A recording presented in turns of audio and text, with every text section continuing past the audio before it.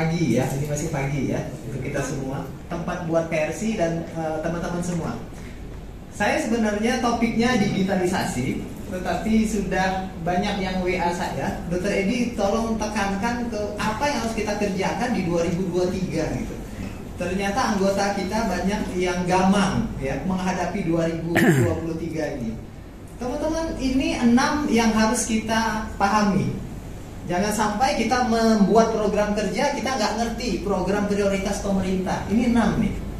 Ya. Layanan primer diperkuat oleh pemerintah, mungkin ini tidak terlalu relevan bagi rumah sakit. Tetapi kita lihat di sini program yang sifatnya promotif preventif itu diperkuat oleh pemerintah. 30% anggaran kuratif itu mau digeser ke preventif. Nah, kalau ke sana kita di rumah sakit apa ya yang harus kita tangkap? Mungkin medical check up-nya kah, laboratoriumnya kah, apakah yang harus kita tangkap? Ini ada secara politik, secara kebijakan digeser. Karena kalau kuratif anggarannya langit gitu. Maka diperkuatlah preventifnya. Bagi klinik ini sebuah peluang, bagi rumah sakit juga peluang. Pelayanan kesehatan rujukan jelas mau ditata ulang. Tapi jantung, stroke dan cancer, pemerintah turun tangan langsung. Alat-alat ini dibeli sama pemerintah di 3 ini. Nakesnya langsung disekolahkan.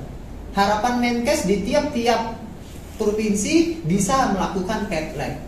Lama-lama di tiap-tiap kabupaten kota. Di 3 ini yang mau betul-betul ditekankan, jantung, stroke, dan cancer. Mungkin peluang bagi kita untuk mengembangkan stroke center, mengembangkan jantung atau cancer. Yang ketiga, ketahanan kesehatan. Nah, kita diminta lebih banyak menggunakan barang-barang buatan dalam negeri. Karena kita merasa sekali betapa lemahnya waktu pandemi kemarin. Beli sarung tangan aja kita harus import gitu ya ke Malaysia gitu ya. Kemudian SDM kesehatan ini dipermudah sekolahnya, mudah-mudahan spesialis nanti menjadi lebih banyak ya. Ketersediaannya bukan lagi university base tapi hospital base. Harapan kita pendidikan spesialisnya. Pembiayaan kesehatan. Nah, ini tarif inasi bijis pagi ini harmonisasi. Pagi ini jam 9 harusnya saya ikut Zoom harmonisasi tarif ya antar kementerian. Mudah-mudahan di awal tahun kita ada tarif baru gitu ya. Dan yang keenam, teknologi kesehatan. Nah, ini dipaksa kita teknologi kesehatan, bahkan di Kemkes ada DTO kan, Digital Transformation Officer-nya Dr. Agus Mutamakin itu. Jadi sampai 2024 dipacu rumah sakit untuk mengadopsi teknologi ini. Nah, rumah sakit kita udah siap nggak? Jadi 6 ini menjadi guidance kita karena ini program prioritas pemerintah 2023-2024. Nggak akan lari dari 6 ini. Nah, maksud saya kita membuat program kerja di rumah sakit itu harus gimana? Karena lingkungan selalu berubah. Teman-teman semua, lingkungan selalu berubah. Kalau kita menganalisa lingkungan bisnis, kita lihat regulator, ya di sini Kemkes, supplier di sini BPJS, kompetitor bukan hanya rumah sakit tapi juga startup, digital dan customer. Yang mau saya tekankan, waktu 2014 kita melihat lingkungan eksternal rumah sakit ini yang paling kuat bermain waktu itu adalah supplier, yaitu pindahnya dari fee for service ke packet payment. Itulah megatrend pertama yang kita hadapi. Perpindahan dari fee for service ke prospective payment, BPJS. Lahirnya BPJS di sini. Nah, 2023 ke sana, perkiraan saya yang akan dominan adalah teknologi ini. Ini akan menjadi megatrend kedua di industri kesehatan. Apabila kita tidak melakukan digital transformasi, kita akan tergilas. Itulah konsep megatrend. Tren yang sangat besar, kalau kita lawan, kita akan kalah. Nah, yang harus kita cari pada saat kita melihat variabel-variabel lingkungan eksternal ini adalah key driversnya. Apa nih kira-kira yang akan mempengaruhi perjalanan rumah sakit kita di masa depan? Itulah yang harus kita diskusikan dengan tim manajemen di rumah sakit, lalu kita antisipasi apa yang harus kita lakukan. Banyak yang berkeluh kesah, perubahannya begitu cepat. Saya bilang, teman-teman, perubahan itu harus kita lihat dengan mindset positif. Karena saya sangat yakin, ya, perubahan yang menimbulkan ketidakpastian itu akan menghasilkan opportunity. Tidak mungkin kita yang kecil bisa menyalip yang besar kalau lingkungan bisnisnya tetap sama. Nggak akan mungkin. Perubahan lingkungan bisnis itulah yang membuat kita ada crack, kesempatan kita untuk bisa menyalip yang lain.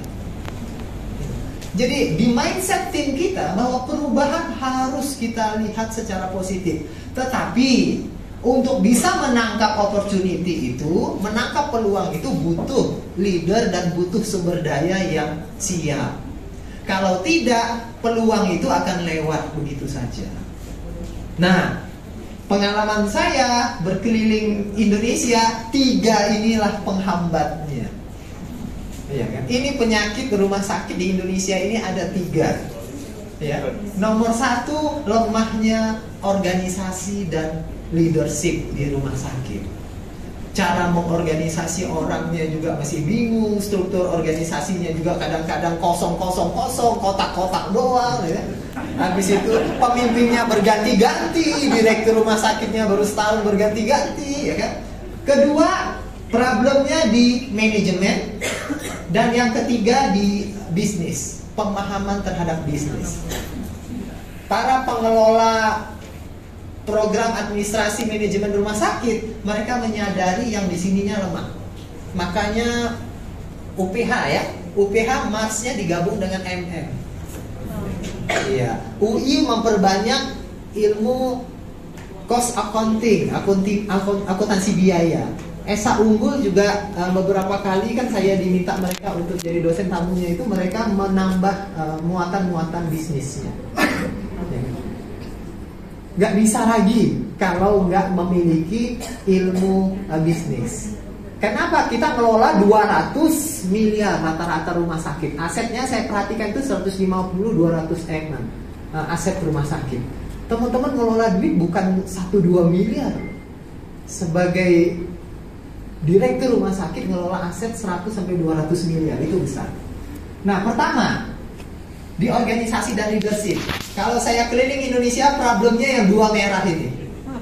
Dok, masalah kami cuma di sini. Ini pengelola nih, para direktur rumah sakit. Ke atas dan ke staf medis. Cuma 2.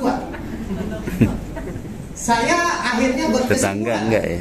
siapa yang bisa mengatasi 2 merah ini, maka dia menjadi rumah sakit yang perform. Selama teman-teman tidak bisa mengatasi 2 yang merah ini, ya udah teman-teman akan sama dengan kebanyakan rumah sakit yang lain. Yang terengah-engah itu, ya, meningkatkan kinerjanya. Kuncinya ada di sini. Kalau Pak Amsa tadi bilang kita harus menjadi black swan gitu ya, salah satunya itu mampu mengatasi 2 ini.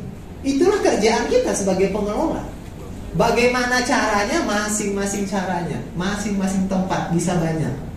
Tetapi challenge saya ke teman-teman bahwa ini loh 2 masalah teman-teman. Kalau mau perform, maka 2 ini harus bisa diatasi. Jangan dihindari. Jangan dihindari, harus bisa diatasi. Ya kan? Dokter Laras misalnya, Bakti Asi, betapa strugglingnya sama dokter gitu ya, kita dengar itu. Itu tuh tantangan. Begitu juga Dokter Andi misalnya di Muhammadiyah. Mau rumah sakit besar kecil ini sama nih problemnya. Ya. Kalau yang ke pemilik, nah ini sebagian ini aduh gitu. Kita pengelola dok, dicampur-campurin terus sama pemilik gitu ya. Itu apa-apa izin pemilik gitu ini gitu ya. Nah, itu kan keluh kesah pada pengelola rumah sakit itu di situ gitu ya. Iya. Ya itulah. Tapi poin saya di 2 merah ini, inilah yang harus diatasi. Ini PR kita. Nggak boleh dihindari. Ya kan? Caranya masing-masing. Ya. Yang kedua, di manajemen. Di manajemen ini kebanyakan direktur kita tidak menguasai 5-5-nya ini. 5 fungsi manajemen ini. Saya maunya hanya pelayanan Dokter Edi, yang keuangan biarlah manajer keuangan saya, yang SDM biar lainnya, apalagi IT itu aduh saya nggak nyambung gitu, nggak bisa. Inilah fungsi 5 fungsi manajemen yang kita sebagai leader harus kita ketahui. Dan ini adalah esensi dari kurikulum MM kan. Magister manajemen tuh mata kuliahnya ini gitu. Nah, kita harus belajar lagi. Kalau kita masih lemah marketing, kenapa pasien nggak naik-naik gitu kan? Ayo kita pelajari juga marketing. Jadi ini harus kita kuasai. Setelah kita kuasai 5 ini, problemnya muncul lagi. Yang ini, alignment-nya. Karena induknya ini adalah strategi. Kalau tadi strateginya diferensiasi atau low cost, maka dia terpancar ke 5 ini tuh harus sama. Jangan sampai strateginya low cost, di sini ya diferensiasi gitu. Alignment. Jadi atau ininya mainnya sendiri-sendiri, masing-masing lagunya. Yang ini bicara diferensiasi, ini low cost, jadi nggak nyambung dari strateginya. Problem alignment banyak saya temukan di rumah sakit. Jadi nggak nyambung nih, marketingnya udah tahu BPJS, kerjaannya masuk kemana, asuransi kemana, jadi nggak nyambung gitu antara strategi dan fungsi. Jadi alignment ya harus clear di rumah sakit kita. Apa kata strategi? Lah katanya dok, bagaimana kami mengerti strategi rumah sakitnya aja nggak jelas gitu. Lah kami juga strateginya apa ya nggak ngerti, nggak pernah dijelaskan sama direkturnya. Ini strategi kita apa ini gitu ya. Lah terus ini yang lain mau bicara yang mana? Marketingnya juga nggak ngerti bicara apa. Ini problemnya. Udahlah tadi nguasain 5 itu kita lemah, strateginya juga lemah. Kalau strategi kan clear tadi, udah dijelaskan berkuasa. Strategi itu clear. Cuman ada 3 pilihan kita menurut Michael Porter. Apakah teman-teman mau low cost seperti Anissa Tangerang, fokus ke BPJS, pasien non BPJS datang layani, nggak datang nggak usah dicari, fokus ke sana, betul-betul jadi CityLink. Atau diferensiasi, contoh rumah sakit Pondok Indah misalnya, mereka sama sekali tidak melayani BPJS, dia fokus pada diferensiasi. Mungkin di sini juga ada Mandaya gitu ya, ada Dokter Esi, bunda kita di sini ya. Atau kita mau fokus jadi rumah sakit khusus, rumah sakit jantung saja kah, rumah sakit cancer saja kah, rumah sakit mata saja kah, 3-tiganya bisa berhasil. Ini pilihan ya kan? Yang tidak boleh apa yang nggak jelas itu. Diferensiasi enggak, ya kan? Logos enggak, laki enggak, perempuan enggak, gitu. Tengah-tengah itu gitu. Lah ini jadi nggak jelas jenis kelaminnya ini gitu loh. Nah ini butuh kejelasan. Saya sempat diskusi sama Prof Hamsal, kata saya, Prof, kebanyakan rumah sakit ini ngambil dua segmen, BPJS dan non BPJS. Saran beliau bilang boleh, nggak ada masalah, itu namanya dual strategi, Dokter Edi. Gitu. Tetapi kalau teman-teman menjalankan dual strategi, ada satu kuncinya, harus ada prioritas. Nggak bisa teman-teman membangun dua-duanya sama kuat. Pasti ada prioritas satu. Misalnya kayak teman-teman Hermina, mereka prioritas satunya pasti di BPJS, non BPJS-nya 2. Kita bedakan dengan sini misalnya EMC, pasti prioritas satunya diferensiasi, BPJS-nya nomor 2 gitu kan. Ada prioritas. Karena nggak akan mungkin kita kuat mengembangkan dua-duanya kalau memang dual. Jadi mau tunggal boleh ya, mau dual boleh. Oke. Sekarang yang ketiga, bisnisnya. Nah, aspek bisnis ini kan 3 kompetensi tadi ya, organisasi, leadership, manajemen, dan bisnis. Pertanyaan bisnis ini, kita sebagai direktur rumah sakit harus jagain pendapatan teman-teman. Revenue kita, itu oksigen kita, napas kita. Revenue harus tumbuh, harus growth. Jangan sampai tahun lalu pendapatan 1 miliar per bulan, tahun ini juga tetap mau 1 M aja sebulan gitu. Ya nggak bisa, revenue harus growth. Bagaimana cara kita menentukan produktivitasnya? Cara Anissa 30 juta per karyawan. Kalau karyawan kami 500 orang, maka kami harus 15 miliar dapatnya 1 bulan. 30 juta per karyawan. Kalau teman-teman karyawannya 200 kali 30 juta harus 6 M. Ya kan? Nah itu Anissa yang membuat angka 30 itu sejak 2016-2017 kita perkenalkan. Atau 1 miliar per tempat tidur per tahun. Kalau teman-teman ngelola 200 tempat tidur, maka setahun pendapatan rumah sakitnya harus 200 M minimal. Kalau ngelola 100 tempat tidur harus 100 M minimal setahun. 1 miliar per tempat tidur. Atau yang ketiga, sebesar aset yang dikelola. Kalau total aset yang kita kelola 150 miliar, maka pendapatan kita harus 150 miliar. Lalu dibagi 12 bulan, itulah menjadi target pendapatan per bulannya. Itu clear. Karena ini kan mau pada buat rencana kerja dan anggaran. Berapa target pendapatan? Intinya harus growth, harus tumbuh. Anissa, saya Januari 2023 kami 20 juta per bulan pendapatannya, targetnya. Karena terakhir kami 18, sekian. Ya. Di Januari 2023 saya bilang kita 20 miliar. Kami setahun targetnya 250 M. Karyawan kami 550 orang. Kalau kali 30, 16,5 M. Tapi kita menargetkan 20 miliar per bulan. Memang harus grow. Bagaimana kalau pendapatannya nggak tumbuh, artinya apa, Dr. Edi? Sama kata saya, kayak anak-anak umur 3-4 tahun, badannya nggak tambah berat, nggak tambah tinggi, pasti kena TB paru gitu. Pasti sakit. Ya, pasti sakit kalau nggak tumbuh. Jadi harus tumbuh. Ya. Nah, ini saya memberikan bagaimana cara kita tumbuhnya angkanya. Kedua, kalau tumbuh saja tapi rugi nggak bisa, tumbuh harus untung. Iya kan? Pertumbuhan yang berkualitas namanya gitu ya kan. Nah, ini tumbuh tapi harus untung. Nah, ini baseline-nya Anissa.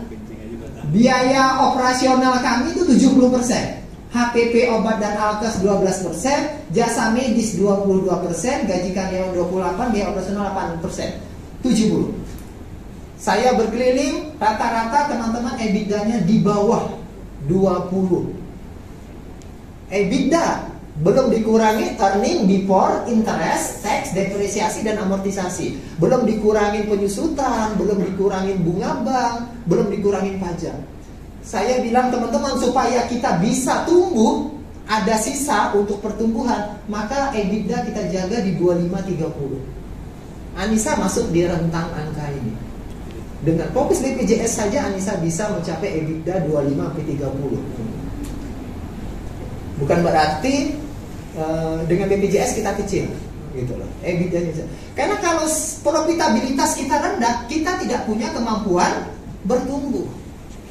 Kan rata-rata rumah sakit di Indonesia pertumbuhannya organik kan? Iya kan? Jadi kayak tomat organik gitu loh, dapat apa lah dimakan-makan itu. Tapi kan organik nih mahal harganya. Tapi setahun mungkin cuma sekali berbuahnya. Kita ngelawan sekarang investor yang datang ke rumah sakit yang tumbuhnya anorganik. Mereka disuplai dengan dana yang ratusan miliar itu. Iya kan? Kayak apa, tanaman anorganik gitu loh kan. Mereka bisa setahun 3 kali 4 kali panen. Kalau semangkanya ini, kita kan kekuatan organik itu dari laba ditahan kan. Labanya aja nggak ada gitu ya.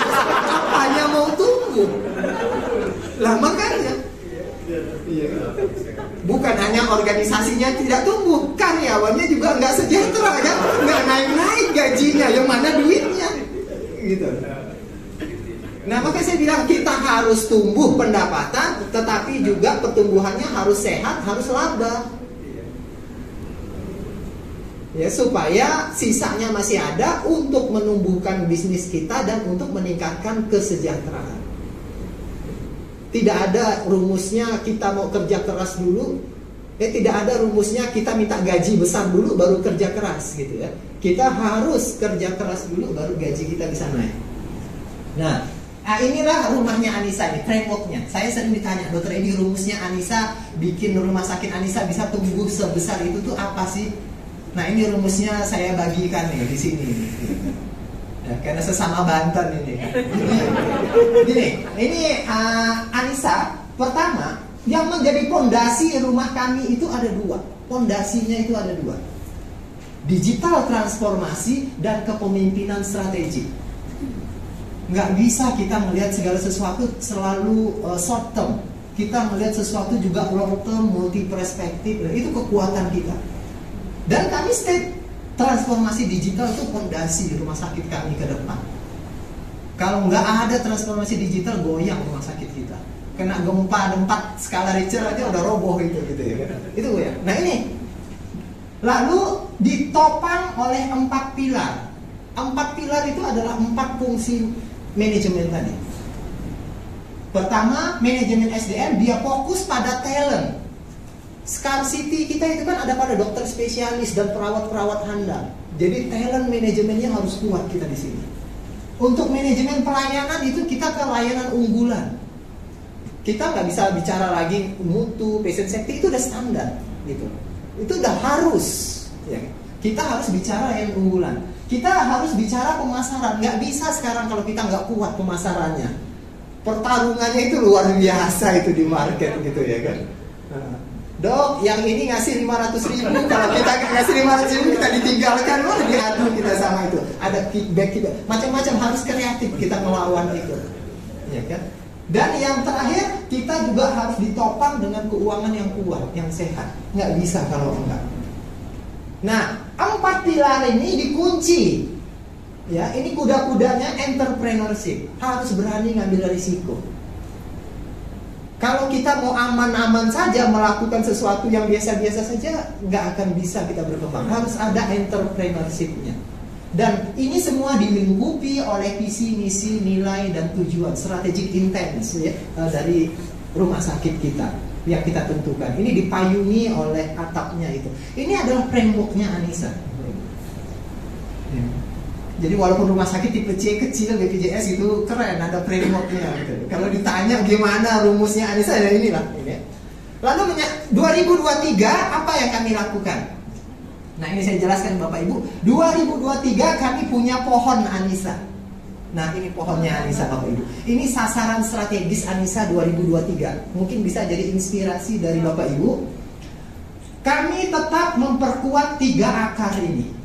Modal manusia, modal organisasi, dan modal informasi. Jadi bukan lagi teknologi, tetapi data yang diolah menjadi informasi. Makanya data scientist itu sudah ada di Anissa. Yang Pak Hamzah bilang, kami sudah hire data scientist. Jadi 3 modal ini akarnya. Batangnya operational excellence dan clinical excellence. Saya bilang nggak boleh kita hanya efisien tapi pasiennya meninggal gitu. Kita efisien tapi secara klinis juga kita harus excellent karena kita bisnisnya rumah sakit. Dan itu harus dinapasi oleh digitalisasi untuk mencapai 2 itu. Itu batangnya. Rimbun itu adalah patient retention dan patient experience. Kita tidak lagi bicara patient satisfaction. Kita sudah bicara patient experience. Pasien tidak mau lama, pasien ingin cepat, pasien ingin serba mudah dan sebagainya. Kalau rimbun saja nggak ada buahnya juga nggak bisa kan? Dan revenue growth itu buahnya. Ini adalah pohon Anissa. Ini yang kami terjemahkan nanti dalam program-program kerja untuk memperkuat sasaran-sasaran strategisnya 1, 2, 3, 4, 5, 6, 7, 8, 9, 10. Inilah sasaran strategis Anissa 2023. Mudah-mudahan bisa memberikan gambaran ke teman-teman di sini. Tetap bisa kokoh gitu. Ya. Tapi memang kami paling banyak menghabiskan di human capital ini. Karena perawat-perawat di Anissa kan 270 orang semuanya nurse, sudah 5 spesialis, kita sekolahkan lagi 5 perawat spesialis. Jadi 10 perawat sub spesialis, koordinator ruangan di Anissa master keperawatan semuanya. Nggak ada lagi yang menjadi koordinator ya, bukan ring 1 direktur, ring 2 direktur itu Anissa harus S2. Kita kasih beasiswa 20 juta per semester mereka untuk sekolah. Ya. Jadi kekuatannya memang pada SDM dan teknologi. Tetapi SDM-nya kuat, modal organisasinya lemah juga nggak bisa. Modal organisasi itu adalah leadership, kepemimpinan, teamwork, kerjasama tim, alignment, mendayung ke utara, semuanya mendayung ke utara, itu alignment. Dan yang terakhir adalah culture. Ada 4 yang kami kembangkan: leadership, teamwork, alignment, dan culture. Jadi budaya kita khas banget nih. Saya bilang, saya ingin kita seperti Astra. Kalau kita lihat dimanapun kita tahu ini orang ex Astra gitu loh. Kalau kita kemanapun, oh ini orang ex Citibank misalnya. Nah suatu saat saya bilang saya ingin orang tahu ini ex Anissa nih. Karakter yang menonjol adalah Sadar Biaya. Sangat efisien. Jadi artinya inline dengan rumah sakitnya. Makanya Dokter Peggy walaupun ex Anissa jadi direktur di Buddha Sejati itu sangat sadar biaya gitu ya. Oke ya. Jadi ada karakter yang mau kita kembangkan di sana. Nah, ke digital transformasi, teman-teman cermati dua ini. Kemkes mengembangkan Satu Sehat, BPJS mengembangkan JKN Mobile. Ini berantem nih sekarang nih, dua ini. Teman-teman tahu nggak perbedaannya? Ini lagi di atas ini luar biasa. Kenapa? Karena BPJS Kesehatan dia mengembangkan JKN Mobile sebagai super app konsepnya. Super app. Artinya apa? Semua pasien harus lewat JKN Mobile. Nanti seluruh pasien yang daftar ke rumah sakit kita harus lewat JKN Mobile. Titik. Nggak boleh lewat pintu lain. Hanya satu pintu. Kita yang mengembangkan apps pendaftaran itu bisa nggak kepakai nanti. Karena dia konsepnya super app. Beda dengan Kemkes mengembangkan Satu Sehat. Dia sebagai platform. Dia hanya menyediakan platformnya, silakan rumah sakit Anda mengembangkan sendiri-sendiri, nanti kita satukan di atas dengan API. Jadi bedanya super app dan platform itu ada di sana. Nah, kalau Satu Sehat Kemkes kan elektronik medical record kita nanti kita sambungkan di atas, dia menyatu. Mau kita pakai apa aja nggak ada masalah, asal dijejaringkan. Kalau BPJS dia super app, Anda harus lewat ini. Titik. Saya baru pulang dari Tasik ya, bicara di sana. Teman-teman Tasik bilang, Dokter Edi kami harus 100% pakai JKN Mobile. Jadi kan orang Tasik ya masih itu punya handphone aja enggak yang bisa itu. Habis itu kita daftarkan, kita buatkan email, sampai udah itu balasannya nggak masuk-masuk karena nggak ada pulsanya gitu kan. Jadi itu sampai 50 menit, 60 menit satu pasien. Kalau tidak, nggak bisa. Di Tasik itu sudah seperti itu. Makanya dia konsepnya super app. Nah inilah ya, ini harus dicermati. Tetapi yang mau saya sampaikan teman-teman, kita harus melakukan transformasi digital menghadapi ini. Nah ini contoh di Anissa tadi ya, transformasi digital di Anissa dari digitalisasi, digital transformasi. Jadi saya tanya karyawan Anissa, saya bilang transformasi digital yang kita lakukan tujuannya untuk apa? Mereka udah bisa jawab. Untuk kelangsungan hidup Anissa dong. Jika tidak, nasib kita kayak Nokia tuh, kayak BlackBerry, nggak relevan. Itu yang kita takutkan. Jadi kita melakukan digital transformasi bukan untuk gagah-gagahan, untuk sustainability. Syukur-syukur antara transformasi digital dan hospital sustainability di sini ada POM performance. Meningkatkan kinerja untuk sustainability.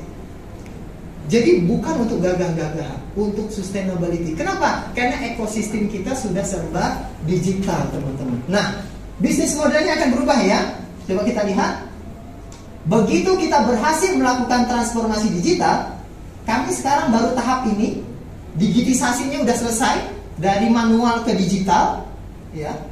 Sekarang kami digitalisasinya, jadi menyambungkan semuanya. Harapannya nanti bisnis prosesnya, harapannya bisnis modelnya berubah. Bisnis modelnya berubah. Sekarang kan bisnis model kami seperti ini nih. Teman-teman lihat, ini bisnis model kanvasnya Anissa, ya kan? Teman-teman bisa pelajari nanti, bisa bedah Anissa. Ini bisnis model kami, target marketnya BPJS. Value proposisinya mudah, cepat, lengkap, ketersediaan layanan sepanjang waktu, availability, tidak ada biaya tambahan, omni channel, ini pasien retensinya, ini supply revenue stream kami. Ini key resources, key activities, key partners. Dan ini cost structure, di model canvas 9 block dari Osterwalder. Ininya akan berubah. Di sini tidak ada kan Halodoc, tidak ada yang lain-lain. Saya bilang di sini kami akan berubah, partners kami nanti adalah teman-teman Halodoc dan kawan-kawan. Ya kan? Value revenue stream kami juga akan berbeda. Mungkin nanti pasiennya dari mereka, kita kayak bengkelnya saja, gitu. pasien itu punya halodoc dan kawan-kawan mungkin ke depan karena dia masuk lewat sana. Dokter Edi ada yang mau operasi, saya kirim ya ke Anissa, nanti kita bagi hasil gitu. Kemungkinan akan seperti itu teman-teman ke depan gitu. Makanya saya bilang, kalau kita tidak melakukan digital transformasi, rumah kita itu tertutup. Begitu kita melakukan digital transformasi, kita membuat jendela-jendela untuk berkomunikasi dengan lingkungan kita. Tetapi ada risikonya. Kemarin saya baru dari Bogor. Dokter Edi, kami baru diserang sama virus ransom, ya kan? 14 hari klaim BPJS saya hilang, diserang 6 jam. Nah, tapi begitu kita melakukan itu, kita membuat jendela dengan dunia luar, ada risiko kita untuk diserang juga. Karena kan terbuka kan? Mulai terbuka. Makanya security itu menjadi hal penting yang harus kita kembangkan ke depan. Ya kan? Teman-teman lihat, ya. Karena ekosistem kita, lihat nih, pasien menjadi center kan di tengah. Ini data mengalir semua tuh. Data tadinya dari kita saja rumah sakit. Ini data dari alat-alat yang dimiliki, jam tangan dan sebagainya, ya kan? Data-data dari pasien itu dari mana-mana muncul data semua. Makanya kemampuan data analitik menjadi kunci ke depan, ya kan? Data enabler healthcare. Ini kami makanya membangun data scientist yang kuat. Merubah data yang unstructured menjadi terstructured, menjadi informasi untuk decision making. Kalau kita tidak kuat ngolah data, kalah kita teman-teman. Karena jurnalnya bilang bahwa ini bisa meningkatkan outcome pasien, bisa meningkatkan operasional efisiensi, decision making support gitu. Saya ambil contoh outcome klinis. Saya bilang saya ingin tahu kalau tekanan darah pasien di atas normal, hipertensi, misalnya 160/100, berapa kali kunjungan supaya menjadi normal di Anissa? Kalau sampai 4-5 kali kunjungan, saya bilang kita datangin aja dokternya, kita suruh sekolah lagi gitu. Masa menstabilkan tekanan darah dia membutuhkan 4-5 kali kunjungan? Itu bisa kita tarik di database kita, ya kan? Ternyata apa? Fragmentasi kan? Disuruh bolak-balik kan? Gitu ya. Akhirnya nggak dibayar oleh BPJS. Ya kan? Jadi kita bisa tarik itu outcome klinis. Kita presentasikan, dok, mohon maaf, dokter penyakit dalam kita untuk menstabilkan tensi butuh 4-5 kali kunjungan nih. Apakah begini? Oh enggak, dokter Edi harusnya 2 kali gitu ya kan? Akhirnya kita bisa meningkat jadinya. Itu data-data bisa kita tampilkan untuk memperbaiki outcome klinis. Ya kan? Nah, data analitik ini, ya kan, bukunya bagus banget ya ini, tapi sudah diterjemahkan di Gramedia, sudah ada bukunya warna hijau sampulnya. Kita harapkan tadinya kita kan nampilin data hanya deskriptif, analisa data kita deskriptif.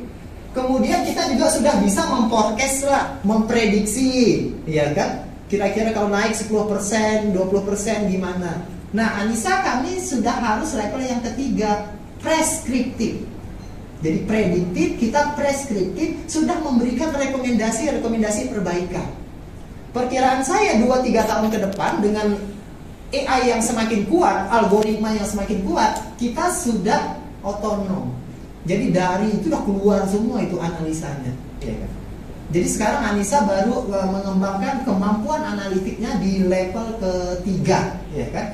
Dan kami juga mengembangkan patient experience tadi. Jadi dengan patient portal. Jadi pasien tahu tuh kalau diambil darah itu darahnya lagi diapain sekarang.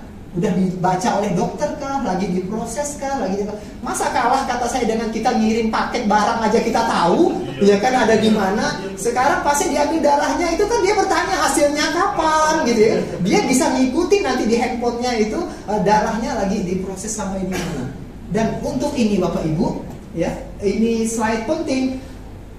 Kalau kita mau lakukan digital transformasi supaya kita relevan, strateginya kan tinggal 3. Mau bangun sendiri, mau KSO, atau mau membeli.